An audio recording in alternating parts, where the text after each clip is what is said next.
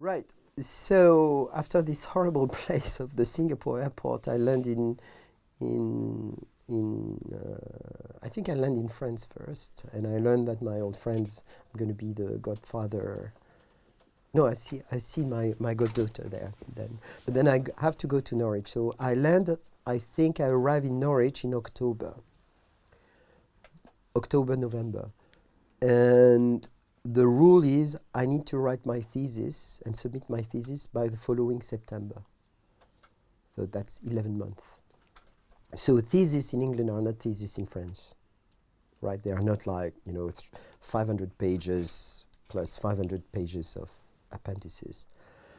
My supervisor, Steve Hooper, sees me, and when I come back and I arrive in Norwich, it's a very interesting campus. It's a 1970s brutalist architecture, which I hate, of course, but which works very well. Of course, a lot of people are a fan of brutalist architecture. I shouldn't say that, but I don't like that. But anyway, it works well. And so I talk to Steve Hooper, and I said, I'm not sure I want to finish my PhD. I don't want to, because the way in which I come back here, I'm not in a culture shock, I'm in an emotional shock. I've left people there. And I know that I won't be able to spend as much time as I, would have loved there. I almost thought about not coming back. At the time, my partner, who was started as an archaeologist, and me were not together, Stéphanie Cachal, we're not together anymore. And I feel that I don't need to come back. I don't have anything there. I miss my friends, but, and I don't want to instrumentalize that experience, profound experience, and those relations with the people over there by writing a PhD. So I said that to Steve. And Steve reacts in an amazing way. Steve Hooper has been trained partially by Gilbert Lewis, by Raymond Firth, by Marshall Salins. He's in this type. He's a Fijian specialist, right? And he's working on object. He's a very, so that's where he accepted to support me, because he knew I was very interested in objects through my training at the École du Louvre. When you come back at the École du Louvre, we'll get back to that together. You're very good with recognizing and describing objects. Anyway. And he tells me, okay, you know what? Write me 3,000 words or 2,000 words on why you don't want to write your PhD. I say, deal. I sit and I write. I need to find out. I'm not sure I can find it again. And I read that. And in fact, it's an amazing technique, because it allows me to actually spurt all my hatred of the instrumentalization of that very intimate, effective relationship, the transformation there, right? I talk about my field notes. I hate my field notes. And at the same time, they are very central. I use that portion of that text for a method course on field notes here. And there's several things that, not good. I spend most of my time with men. So I had several relationships, very important in my, since I arrived in Paris, been very important. Pascal Girard, with whom I was when I was at the École du Louvre, was a Roman specialist, very good, very strict, very, good. And then, later on, Stéphanie Cachal and those type of relationships. So it's not only about, love relationship, it's also about like the motivation. I mean, those women, Cécile Camard, were very, very important, very supportive. And they were all in the sort of domain of museums and etc. And they really supported me and supported myself, and we supported each other. So being there, single, at almost 40, was not like really nice. And I felt like completely disconnected from that world. But then Steve tells me, you need to write that PhD. It's just a driving license. Don't worry about writing theoretically. Just put your ethnography. So if you look at my PhD, it's mostly ethnography. I use a bit of theory of chaos just as a trick to avoid to write everything. That is that I said, I don't need to describe everything because describing that most part fractally reflect the complexity of the whole. And I think it's something like quite good, but it's not an amazing PhD. But I do the PhD. I read that PhD in total 6 months because I'm very organized, even though my office might look a bit messy. But I like to think that I'm very organized in my head. So I had a database with all my references, I'd kept everything. And so I managed to write that PhD in 6 months. I mean, like every PhD is just like, it's 300 pages, right? It's 100,000 words with another volume of appendices. So I found ways of describing, putting part there. At the same time, Steve starts this exhibition, which is called Polynesian Encounter, where he goes around all the collection in Britain, in UK, and a bit in France about the collection, Polynesian collection between 1570 and 1821. And so he takes me on board as sort of research assistant on that. So I do that at the same time. I finish my PhD, the exhibition come up, it's quite a big success. And then right after that, I get a position as a teaching assistant in Norwich in the same university. So I get to teach there, which is quite amazing. So that's really, I had experience of teaching as a TA, the history of anthropology in France, and even during the small interval in France 1 year, Philippe, Pelletier also asked me to teach there. So I really enjoy teaching, and I, teach about what I'm thinking about the yams, my own conception of objects, and the importance of technical processes and how objects are constituted, but also teach with the collection. And I sit down in many interesting seminars at the same time. So I got that position for 2 years. So, but the thing that I need to talk about is my viva, which is the PhD defense, which is usually by 2 members of staff, one which is an internal examiner and external examiner. So we discuss with Steve, who are we going to take? Not Marilyn Strathern, because she's very sort of theoretical. So, and I say, why not Pierre Lemonnier? I say, you sure? You say, yeah, I think it's going to appeal to him. I'm terrified. Pierre Lemonnier is even in England, the demigod of the anthropology of techniques. And I talk about chaîne opératoire, and I criticize some of the, not criticize, but I put some of his aspects. He said, they don't take account of, ritual. It's all about material, the real material, whereas I'm facing with a situation in which some substances, I don't know if they are material or energy or whatever, so it's quite complicated, but, say, okay, let's try it. Pierre is part of my viva. It goes extremely well. I mean, and since November 2004, so I submitted in September, for December 2004, is my strongest, support. And I really owe him a great debt for encouraging me, because I think I would have stopped being an anthropologist 2 years after that. So never underestimate the kindness of and the support of those researchers when they give it to you, because I think it's quite important, because it's very difficult to get a job and you need strong stamina. And when you have the support and people that believe in you, it's very important. So I get a position of teaching assistant, and then I know teaching fellow, I know it's going to stop. And then there is the opening of the Musée du Quai Branly in 2006, and there is a postdoc there. So I apply, and I'm part of the first postdoc, first batch of postdoc at the Musée du Quai Branly, which I totally misunderstand. I come from a British perspective. So the first time I meet Stéphane Martin, in England you call everybody by their first name. So we go for dinner with Steve Hooper, I call him Stéphane, everything like that. I come back to France and I step into a completely different environment. I arrive in the Musée du Quai Branly, I see Stéphane in the corridor, say, hello Stéphane, and people say you don't say Monsieur le Président, au Président, say, no, I'm sorry.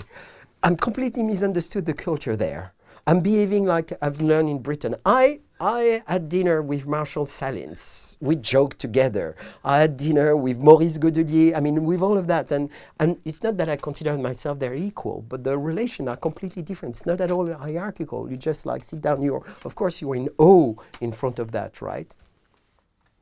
I mean, even Marilyn Strathern. I need to say an anecdote about Marilyn Strathern because that's the first time I meet her.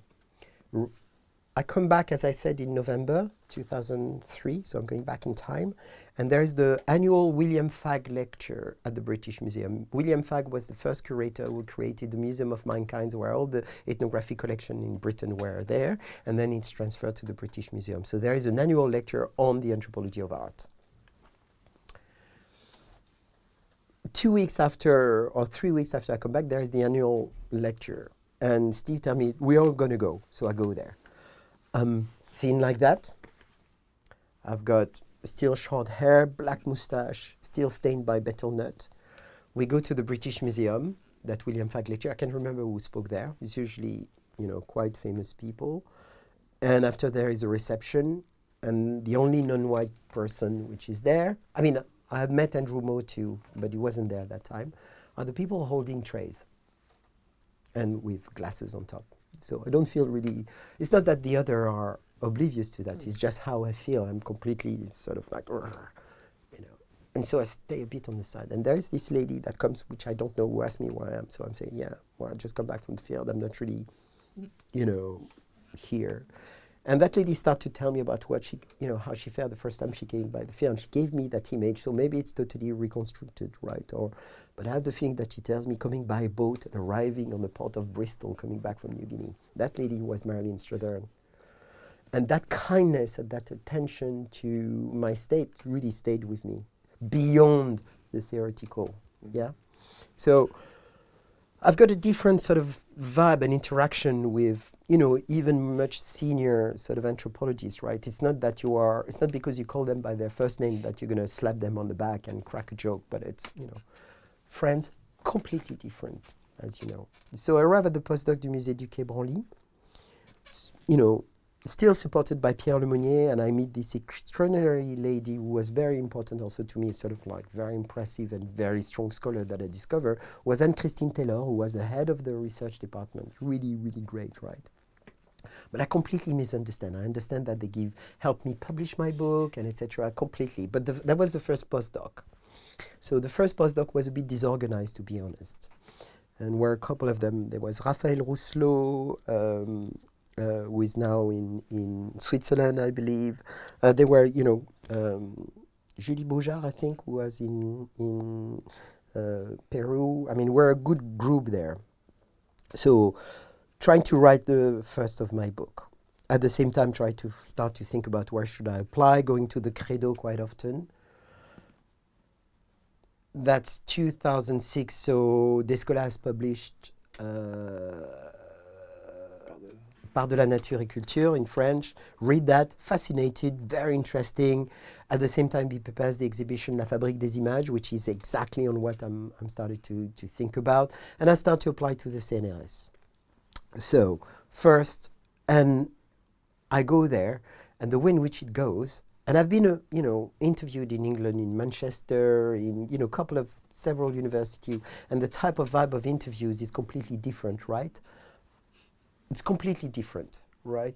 First of all, when you interview, and also I inundate every single department of anthropology of French with the le maître de conf to get a position. I remember with Cécile Camard, who is now teaching, with a good friend who is teaching now in La Sorbonne Nouvelle on médiation culturelle, spend the night like putting all of that together and making sure that the right motivation page go with the right thing. We inundated France. No, I got interviewed with one university that I'm not going to tell the name. It's a very nice place now. And I realized that when you're interviewed in France, you have to pay for your ticket, you have to pay for your accommodation. You get there, you get, and then you get kicked out, and then they hire an internal candidate, even though it's on that. The CNRS, same thing. You feel you're just there. You do that, but it's just... And for me, it's completely insane. When you apply to university in Britain, and you are interviewed, you've got a chance. So you prepare, right? You get the job, you don't get the job, it's disappointment. And I applied to UEA. So I get out of all those interviews and oral horribly, depressed, and at the same time very angry, but I want to be in the credo. That's the moment when, Sébastien Galliot is finishing his PhD thesis, Sandra is finishing her Sandra Révolon is finishing her PhD, Pierre is there, Laurent Doucet, all those great guys, and I go there and I really feel it's part of there are tension there, of course, community, and they really try to get me in, to no avail, to the point that there is, even a moment when I completely miss an interview. I think it's the wrong week because I was starting to work at the Musée du Quai Branly. Magali Mélandry, who I had as a student when I was TAing, who is now the chargée de collection des collections océaniennes. Thanks to Philippe, I'm replacing her as chargée de collection on the Musée du Quai Branly. Another big boat with all of the hierarchical position in which I don't feel I fit at all, but I do my job, and I think Philippe thought that I did it well.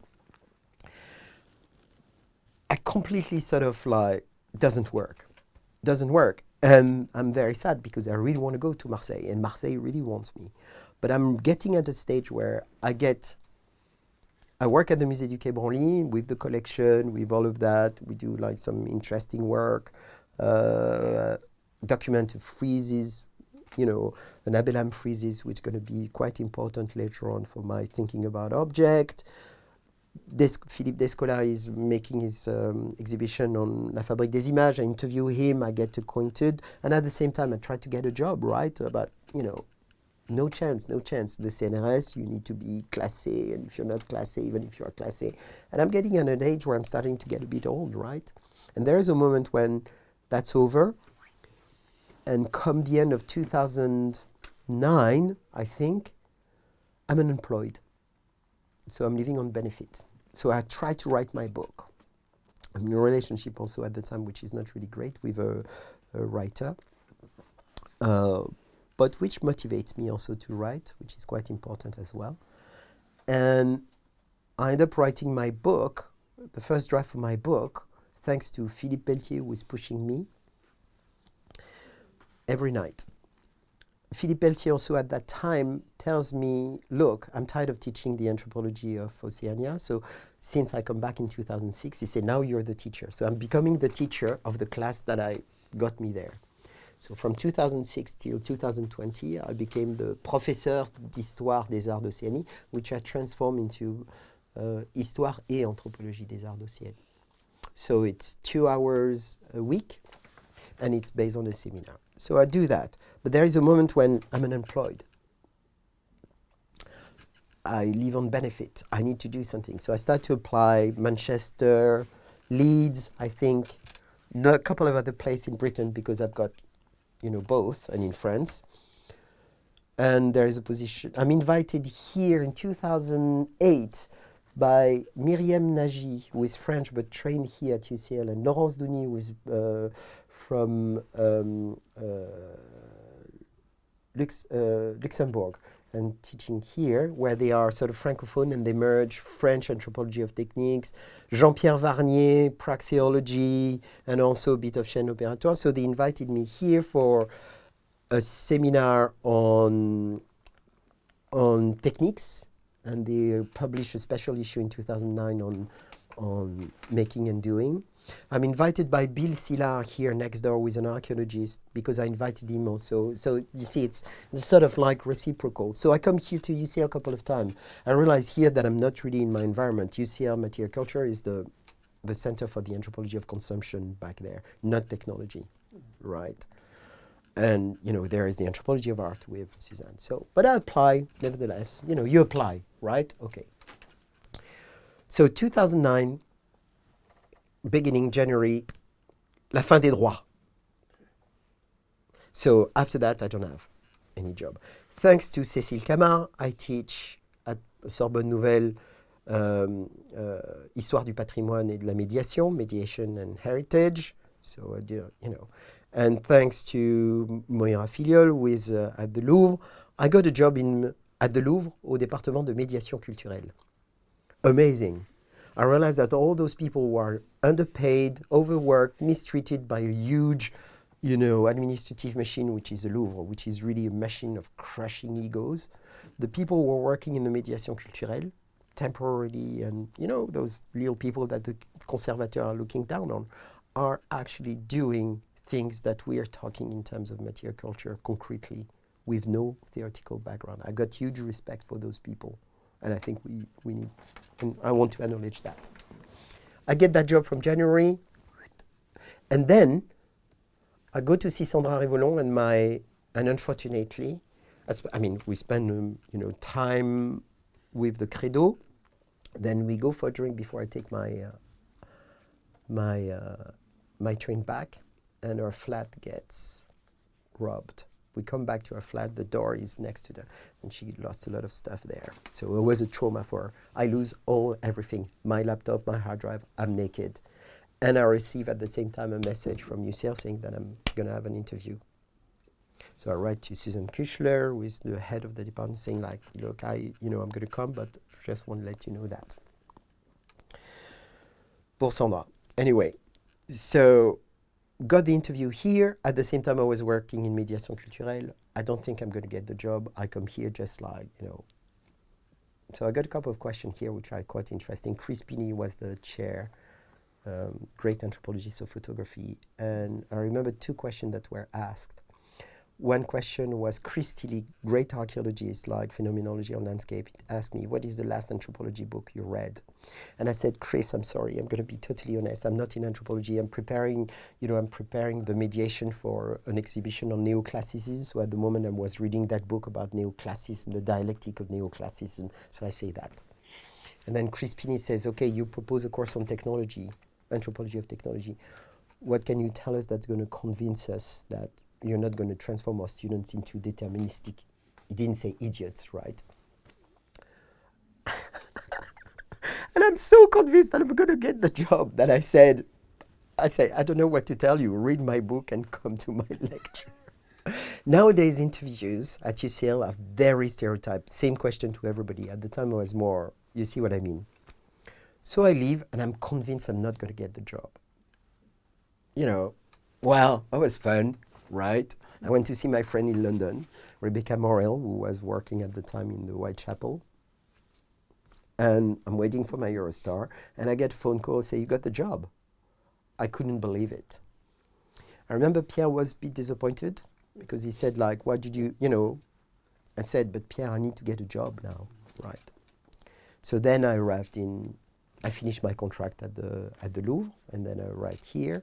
I get in that office, first time that I've got an office, so I can put all my books. And then I start to teach my course on the anthropology of techniques, which is first anthropology of art and design, and then becomes my own course.